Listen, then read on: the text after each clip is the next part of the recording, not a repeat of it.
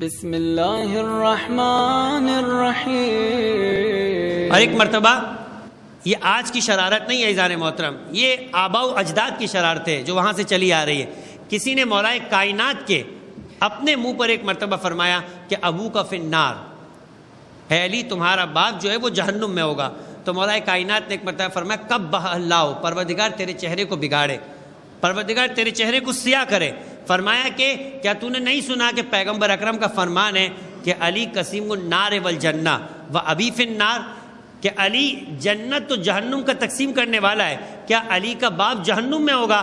فرمایا کہ اگر پروردگار عالم نے ابو طالب کو اور اس کے ساتھ ساتھ جناب عبد المطلب کو شفاعت کا وہ حق دیا ہے کہ اگر مشرق سے لے کے مغرب تک کہ لوگوں کی شفاعت ابو طالب اور عبد المطلب کرنا چاہے تو لوگ ختم ہو جائیں گے، ابو طالب کا حق شفاعت ختم نہیں ہوگا۔ اللہم صل علی محمد و آل محمد۔